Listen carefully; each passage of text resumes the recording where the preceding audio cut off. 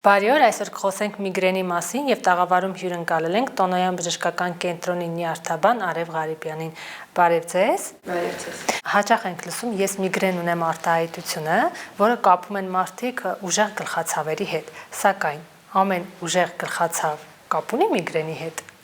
Միգրենը դա ուղղակի գլխացավ չէ։ Դա նյարդային համակարգի հիվանդություն է, որն արտահայտվում է գլխացավերով, ուղեկցվող լուսավախությամբ, ձայների հանդեպ անտանելիությամբ, սրտխառնոցով, փսխումով եւ կարող է տևել ժամեր,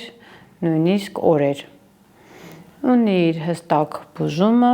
Միգրենը ինքնին հենց արտահայտվում է գլխացավով։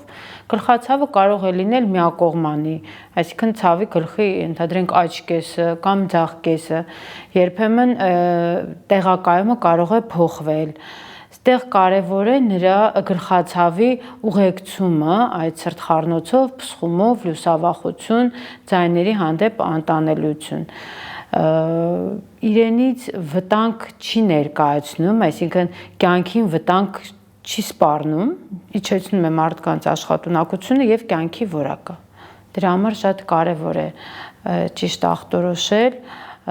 եւ ճիշտ բուժում կազմակերպել։ Միգրենը ունի տեսակներ։ Միգրենը ունի տեսակներ, տարբերում են էպիզոդիկ միգրեն։ Էպիզոդիկ միգրենը արտահայտվում է ամսվա մեջ 1 կամ 2 անգամ գլխացավերով եւ լինում է քրոնիկական միգրեն, երբ ամսվա մեջ գլխացավեր կարող են կրկնվել 10, 15 օր, 20 օր, նույնիսկ ամեն օր կարող է պացիենտ ունենալ միգրենոզ գլխացավ։ Միգրենը ունի նաև փուլեր, այսինքն սկզբնակ առաջին 2 օրը, նախքան միգրենը լինում են նախանշաններ, որոնք են դրանք։ Այստեղ ոչ թե փուլերն են, այլ պացիենտը սովորաբար զգում է գլխացավը, որ պետք է հիմա գլխացավ ունենա, դա կոչվում է աուրա։ Դրանով էլ է տարբերվում միգրենի մյուս գլխացավերից, որ ունենում է պացիենտ աուրա, օրինակ կարող է ունենալ աչքերի առաջ ինչ-որ սև կետեր կարող են լինել, կարող է ընդհանուր մարմնի թմրացություն զգալ, կամ մարմնի մի կեսում զգալ թմրացություն, եւ արդեն պացիենտը գիտի, որ ունենալու է գլխացավ, հիմա գլխացավը կսկսվի։ Գլխացավը սկսվում է սկզբից ավելի թույլ ինտենսիվությամբ, այնուհետև զարգանալով առաջանում է գլխում այսպես ասած պուլսացիայի զգացողություն, պուլսացվող գլխացավ է զարգանում եւ այդպես կարող է տևել 2-3 օր, եթե իհարկե դեղորայքային բուժում չի ստանում բուժառուն։ Այս հիվանդությունը ժառանգական նախադրամադրվածություն ունի։ Այո, միգրենը դա նյարդաանոթային համակարգի ժառանգական առանձնահատկության արդյունք է։ Պատճառները կարող են տարբեր լինել, այսինքն այն գործոնները, որոնք կնպաստեն նոպայի առաջացմանը, դրանք տարբեր կարող են լինել, որոշ սննդային չարաշահումներ, անքնություն, ստրեսը, հորմոնալ փոփոխությունները օրգանիզմում, բայց հիմնական այդ պատճառը դա հենց ժառանգական առանձնահատկությունն է նյարդաանոթային համակարգի։ Կանխելու որևէ միջոց չկա։ Մենք կարող ենք կանխել միգրենի նոպան։ Բուժումը ուղղված է միգրենի նոպան կանխելու, 2 ուղղություն ունի բուժումը։ Առաջինը դա նոպաների պրոֆիլակտիկա, այսինքն որ նոպաներ որպեսզի չունենա կամ հազվադեպ ունենա, եւ երկրորդ ուղղությունը դա նոպայից դուրս բերելն է, բայց մենք չենք կարող արդեն այդ ժառանգական առանձնահատկությունը ինչ-որ դեղորայքային միջամտություններով շտկել։ Մարդիկ կան, օրինակ ասում են, որ գլուխը երբ լվանում են, ուժեղ գլխացավ է սկսվում եւ անգամ 5-ից 6 օր դա չի անցնում այդ սուր գլխացավը։ Խոսում ենք միգրենի մասին, թե գլխացավի ինչ-որ տեսակի։ Մենք այստեղ չենք կարող ասել, որ միանշանակ դա միգրեն է, թե ոչ։ Եթե ուղեկցվում է սրտխառնոցով, փսխումով, եթե կա լուսավախություն, այսինքն մարդը ուզում է մութ սենյակում պարկել, աղմուկ չլսել, որովհետև դրանք ուժեղացնում են իր գլխացավը, ուրեմն այո, դա միգրենի մասին է խոսում։ Իսկ եթե նման ուղեկցող նշաններ չկան,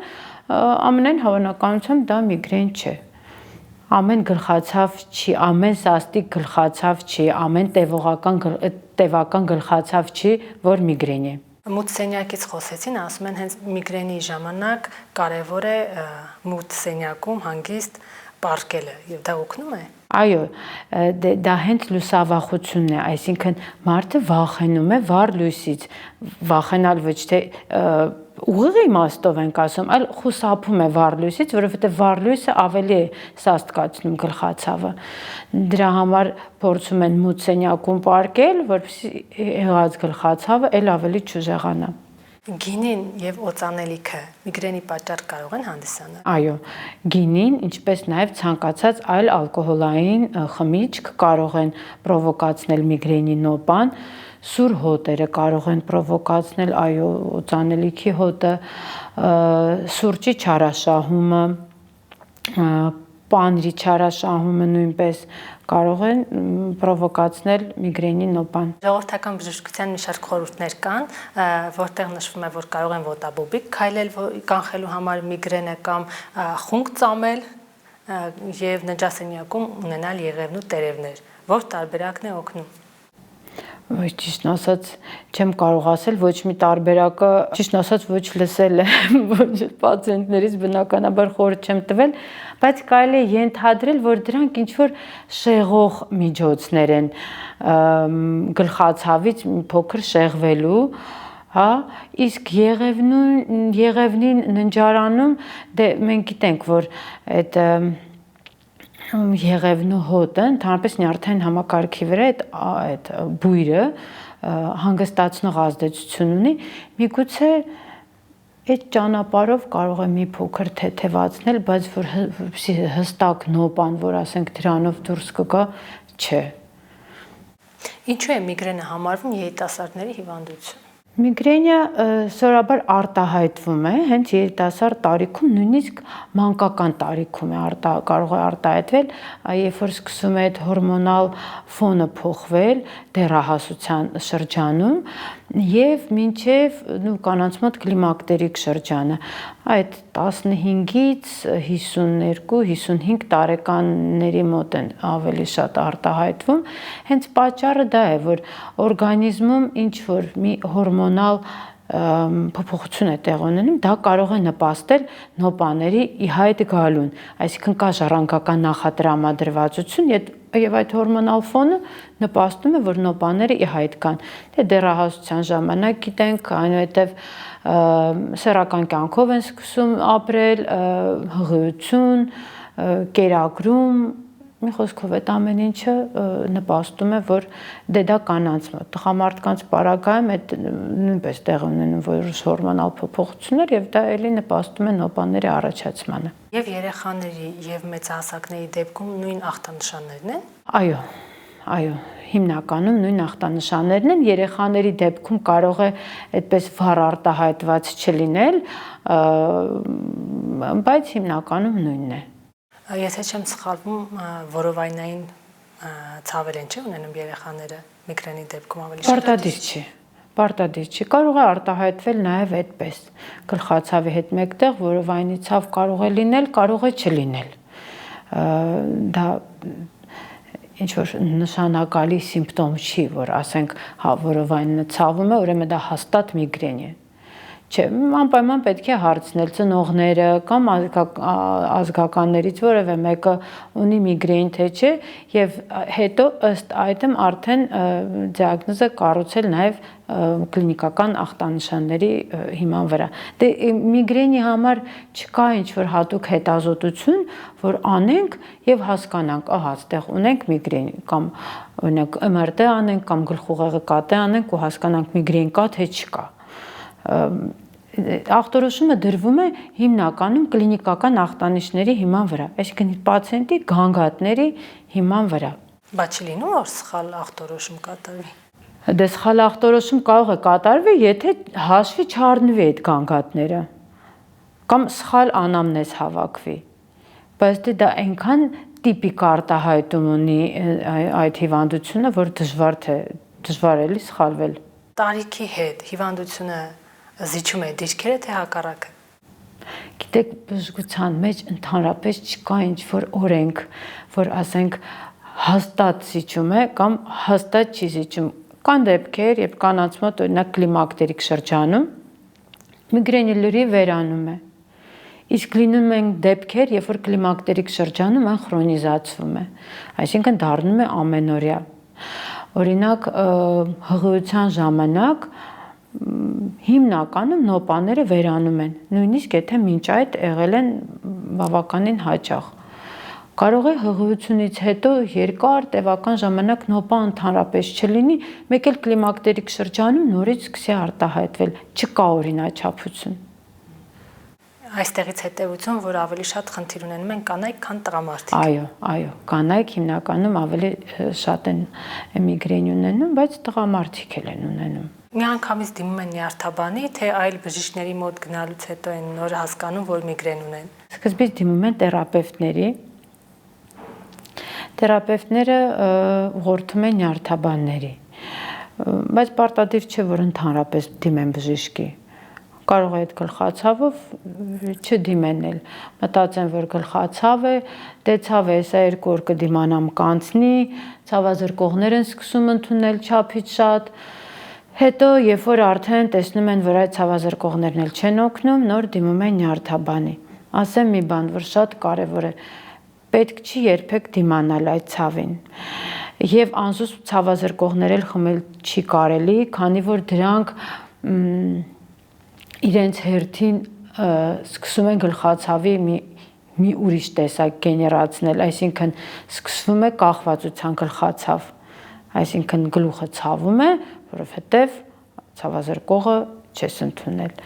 Եվ այդպես քրոնիզացվում է միգրենը։ Դրա համար ավելի ճիշտ է, երբ որ ի սկզբանե դիմեն, թեկուզ թերապևտը պարտադիր ուղղորդում է նյարդաբանի մոտ։ Բայց սովորական ցավազրկող դեղորայքը օգնում է, թե սկզբնական շրջանում այո, կարող է օգնել։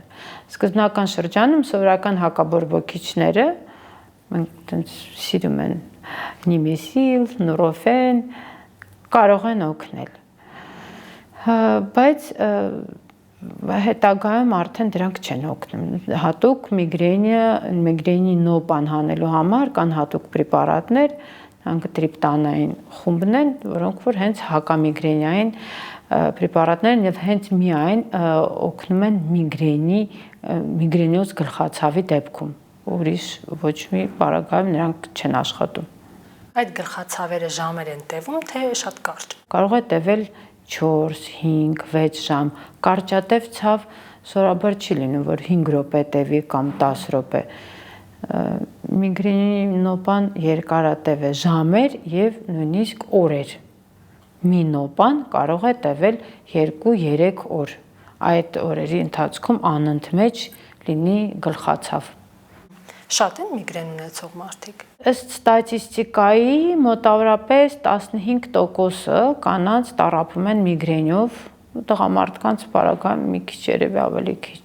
Խոսենք նաև բուժման մեթոդներից, ինչ եղանակներ կան։ Ինչպես արդեն ասեցի, բուժման 2 ուղղություն գոյություն ունի՝ միգրենի նոպայի պրոֆիլակտիկա եւ միգրենի հենց նոպայի բուժում։ Դեղորայքային խմբերը տարբեր են։ Մենք նշանակում ենք դեղորայք երկարատև կիրառման, որպեսզի նոպա չլինի, եւ նշանակում ենք պրեպարատ, որը հանում է նոպայից, այսինքն երբ պացիենտը ունենում է նոպա, հենց նոպայի սկզբում ընդունում է հակամիգրենիային պրեպարատը եւ նոպան ուղղակի չի զարգանում։ Այդ բուժման տարբերակներն են, կա նաև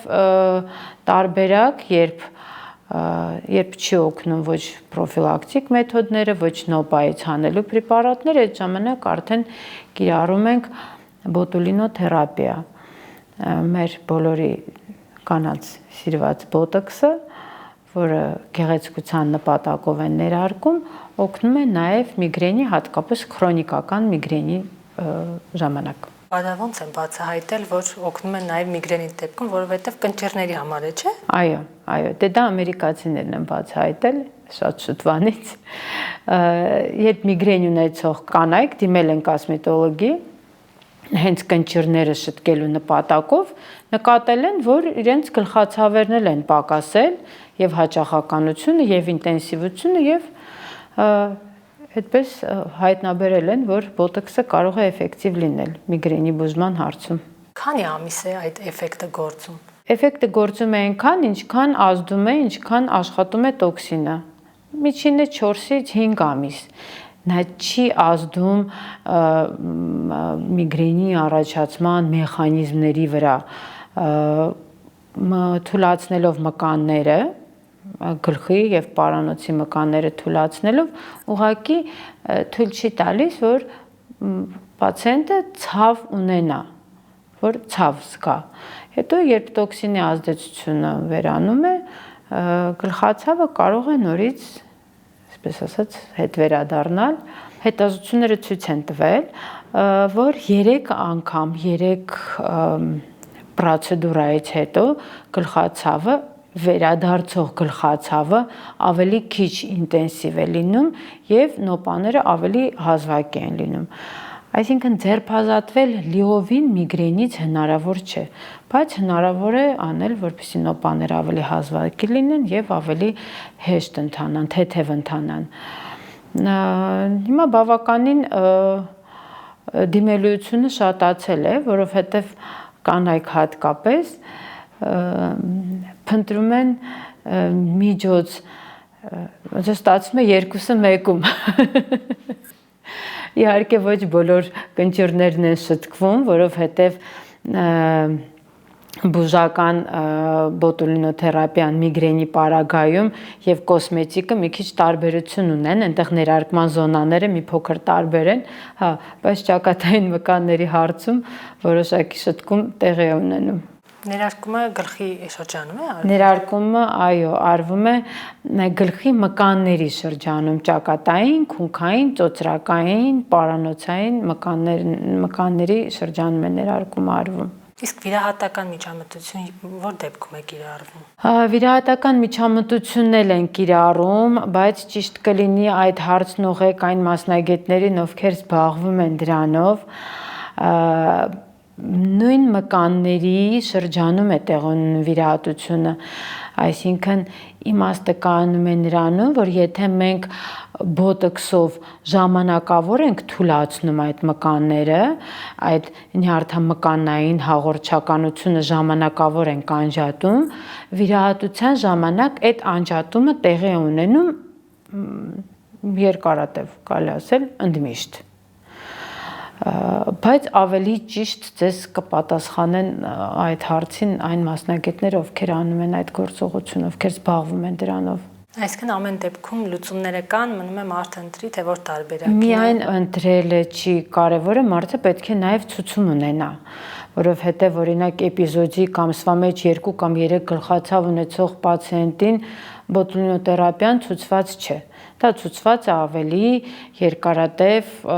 ավելի հաճախակի գլխացավերի դեպքում, երբ պացիենտը ամսվա մեջ ունենում է 10-15 օր եւ ավել նոպաներ, երբ չեն օգնում սովորական հակամիգրենիային պրեպարատները, երբ չեն օգնում։ Շնորհակալություն։ Ես եմ շնորհակալ։ Մենք զրուցում ենք Տոնոյան բժշկական կենտրոնի նյարդաբան Արև Ղարիբյանի հետ։